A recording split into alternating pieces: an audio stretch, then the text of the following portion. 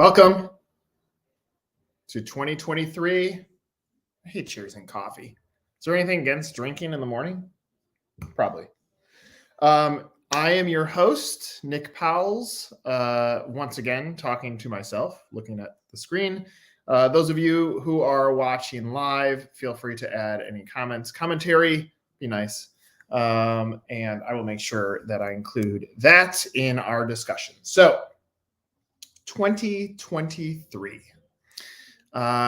It's another year, and I think in franchising, we use this as our chance to push a hard reset. But I actually disagree with that, and here's why. Last year, and I'm going to sound like a broken record, we spent a significant amount of time asking candidates or franchisees how much time it took from impression to inquiry, and it was 6.4 months.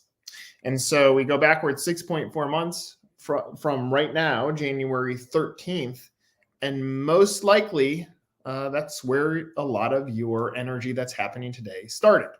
It's not perfect. It's not a perfect science by any means. It's an average, but it puts things in perspective that even though the year has turned from 22 to 23, that doesn't necessarily mean it's a magical new start to franchise and you push reset and it all pumps back up.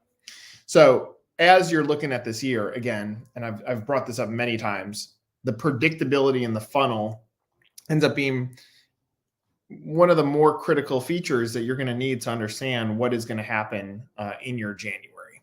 Now, I have seen brands lift up the proactive lead generation, meaning actually picking up the phone and making phone calls. Where I've seen it work best is if the persona of the candidate is super dialed in and aligned with what else is going on with the business. If it's more of a wide, candidate that doesn't align with tremendous groupings, then it becomes a little bit more difficult. The persona that we tend to fall on then is let's go get multi-unit, multi-brand franchisees.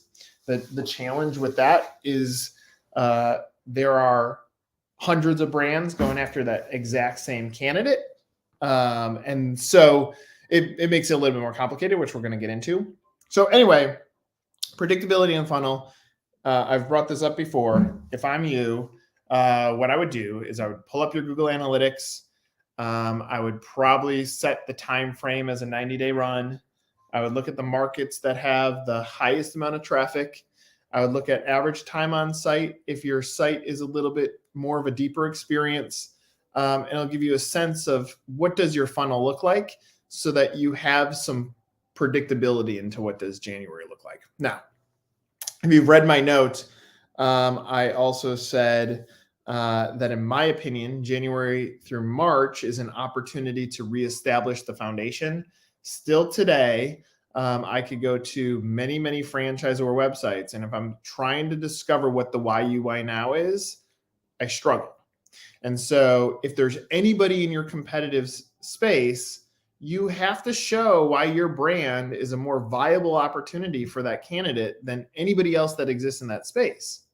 And if you're not doing that on your website, then you're leaving it up to the candidate to go figure out or look around the web to figure out why would I select that brand. If I'm looking at, say, the better breakfast category, what is the point of differentiation? Not just to the consumer. The consumer is very important to have a point of differentiation, whether that's product innovation, whether it's something that you're famous for. Side note, if you can't answer what are you famous for, I'll go work on that. But then you got to get into like, how is the franchise opportunity different? And if we're being super honest, financially, it is super important. I think I've said the word super way too many times. It's very important that we show profitability because that is a comparable that continues to come up in the way that people are vetting franchise concepts. So if you look at your brand and you put it apples to apples against competitors in your space and competitors in your investment range, how do you stand? And let's say there's areas of improvement, then construct a good story that will allow you to then offset and talk about how you're solving that challenge, or what did you do in 2022? So when I say go, like, use January, February, March this year as an opportunity to reestablish your foundation, taking a step backwards doesn't ruin or blow all of 2023. Now, are there boards or private equity funds or CEOs that have very tough expectations? 100%. But coaching them on how franchising works ends up being essential. I keep on going back to the statement that, if I buy a house, if I go buy a house tomorrow, I have the ability to exit from that house. I mean, I could list it for sale the next day. A franchise doesn't work that way. And so if you just use the comparison to real estate, it's super, super complex. If you think about the sales process for buying a house or selling a house, you got a real estate agent who's showing up all the time in person, building a relationship, walking you through other houses that you want to see, pointing out things that you might want to consider when you're looking at that property. And they're there to coach you all around. And far too often, we don't even apply that to our sales process. It's like a one-off call that doesn't ask a ton of information, that qualifies them basically on that one call. Maybe we get into like this pre-scripted deck that we walk through with not a lot of originality. And so you think about that, like, where is your opportunity? Maybe it's in the sales process. Maybe it's that you might struggle to find a point of differentiation between you and a competitor, but you can crush them in your approach to how you onboard candidates and make them feel comfortable in the concept of buying a business that they have no control over. Maybe that's where the area of opportunity is. So January, we're already halfway through. Work on some of the foundational stuff into February. I pushed this hard last year, and to be honest, not as hard as I wanted to. That I do think that the human mind of wealth builders or wealth creators, and what does this mean for my family, tends to be the bulk of what franchisees talk about. Like, I look through the words family in all of our surveys, and it appears hundreds of times. And we think about the highest opportunities for showing a human, what would it look like if you don't go back to work on Monday, that you go into a business that you own, Labor Day, Memorial Day, Valentine's Day with couples in business together, Christmas, New Year's, Thanksgiving. And so you think about all these opportunities, and then it means that maybe your ad buy strategy isn't just consistent in every single month. Maybe there's variation in the way that you approach it. Another thing that I was interested in last year, I was actually interested in two things when I was writing this note. I was curious how much money was spent on digital marketing. This would be two sources, not to our companies, to digital sources. How much was spent in 2022? I was curious on 21. I was curious on 2020. I was trying to find some sort of insight there. And if I looked at how much was spent, most money for franchising was spent in January. Let's see, the order of highest to low. Sorry. December, January, September, June, March, and October, in that order, was the highest. So December actually had the highest buy. January had the second highest buy. In a reorganized way, the top 6 months where spend went January, February down, March, April, May down, June down, July up, August down, September up, October up, November down, December up. And so I was interested on the flow of that to see if I could find any insight. And so, January and December was like, I have money left to spend, let's spend it against budget. And in January, it was like, let's get this funnel going. So somewhat makes sense. But what was also interesting is there was a flow, like it went up and down. And so if I think through ad buy strategies, most of the time it stays pretty stagnant. Some of the work that we've done with Sylvan, we've moved their budget up and down, knowing that their persona of a teacher or an educator, there's points during their seasons that we need to lift up because they're in a point in their careers, whether it's, they're hitting the end of summer and they got to go back to school, or they're signing their contracts for the next season or next year. How can we influence them and say, well, wait a second, maybe there's another opportunity where you can mix something that you're super passionate for with a business opportunity. So we've moved things around with them, but I do think the insight is interesting to see the spend. The two lowest months were August was the lowest and February was the second lowest as we looked at some of the spend rates. The second part of that I was interested in is the total spend. And so call it $3 million, somewhere in that range, that was spent in digital marketing across these brands. And the reality is when you're spending on digital marketing, you're spending to educate the buyer that franchising is viable. Come look at my brand. And so I thought about that and I was like, okay, so we get an emerging brand or take a startup, just franchise their business. And they say, I'm ready to go. We say, what's your budget? And they say, we got $50,000 to spend this year. I think that's an opportunity to be super honest and say, you got 50 grand just in mainland clients. We got $3 million that's being spent to educate buyers of franchising. How can we spend 50 grand to create noise when there's $3 million being spent to do the same thing? And that's where it comes back to these foundational things that I believe end up being just super important. There's we're super again. I'm going to do a drinking contest. Here, I'll take a drink. I think that's where the foundational elements become so essential. So for that 50K, if their franchise, let's say their startup franchisor, if their unit level economics are strong, top line, the bottom line is even stronger. So say a restaurant brand is somewhere between 8% and 18%, somewhere in there, typically. Where do you fall? And do you have a good story there?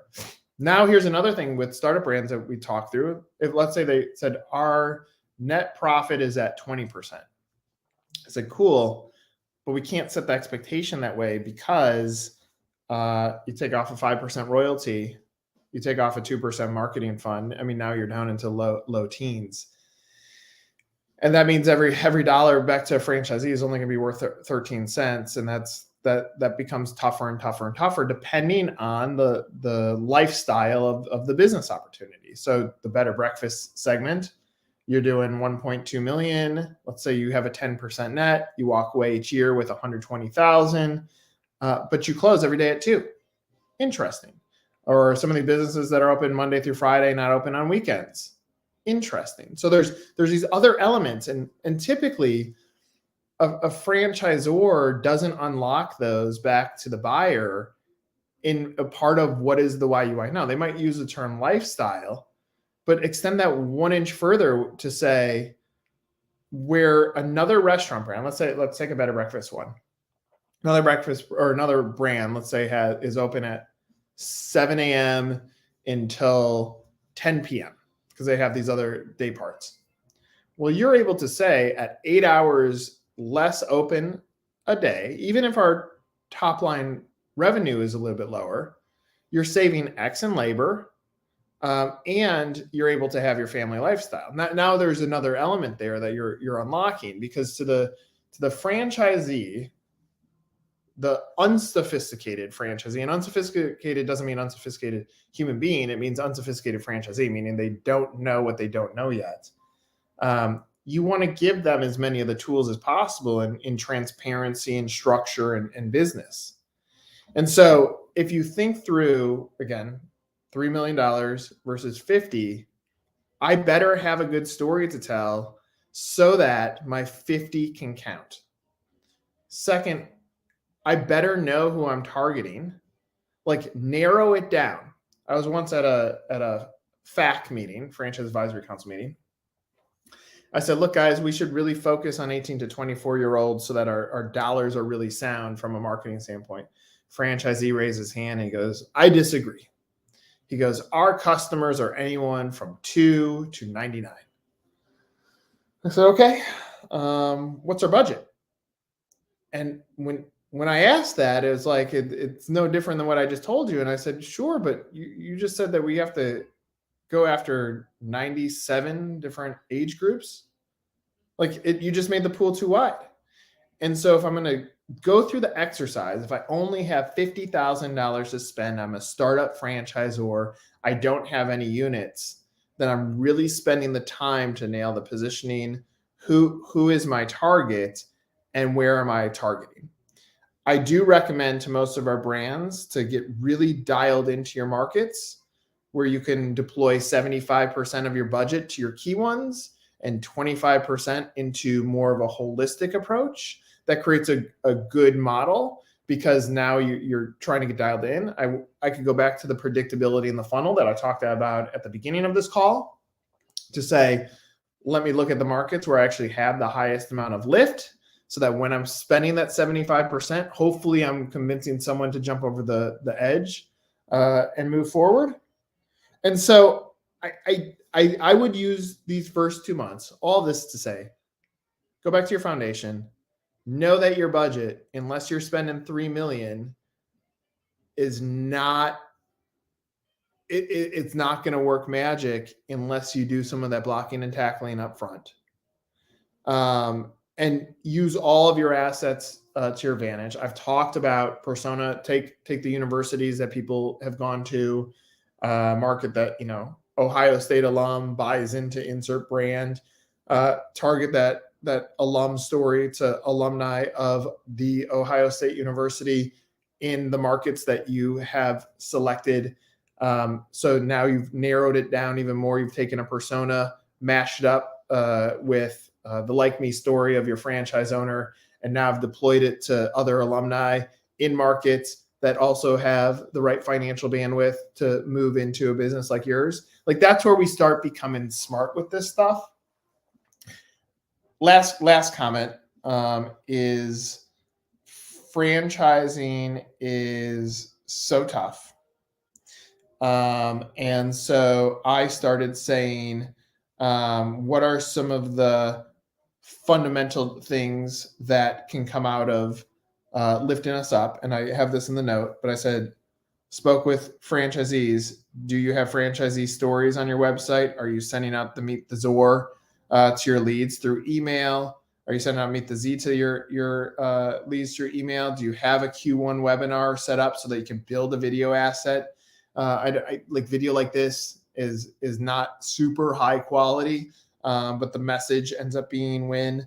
In your online research, do you have content PR? Did you do an end of year release? Did you have the agency that you work with do an end of year release? Did you take that and put it up on the wire so that there's a spread? I don't think the wire is a great return, but it is good to have some spread from a digital standpoint.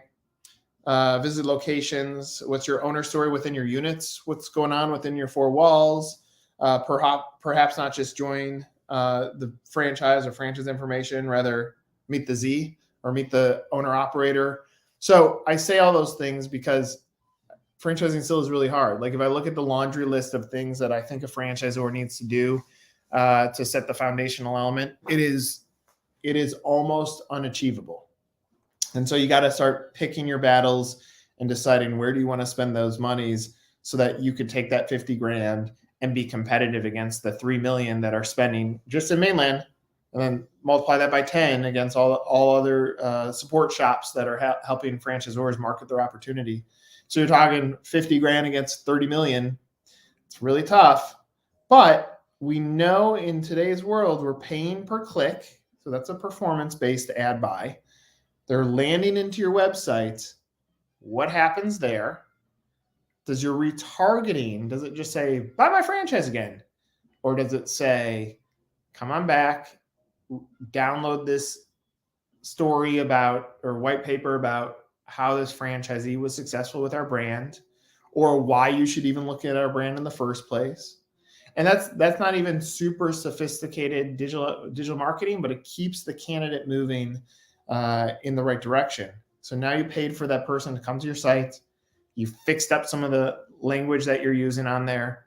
They went around the web 2 months, 6 months, 8 months. came back because you gave them something, some call to action, and now you re-engage that candidate to make them continuously think about why they want to buy your brand and why they want to buy it now. So as you approach this year, work through those elements, pick 1, 2, or 3. You don't have to do them all.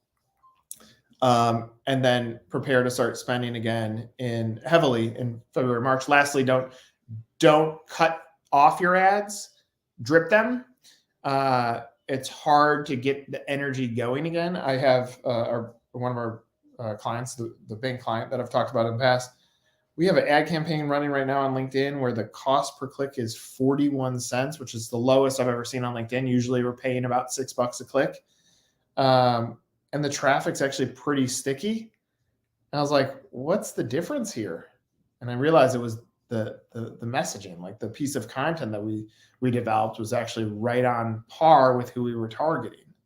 And so sometimes you want to think backwards and say, here's who we're targeting through our digital marketing. Are we delivering them that right story? And that's up to the people that are around your business to help guide you through. So that's what I got. That was what was on my mind for the start of this year. I appreciate you watching again, another episode of Coffee and Analytics. We're going to keep getting after this and trying to figure out what is the pathway to winning in franchising.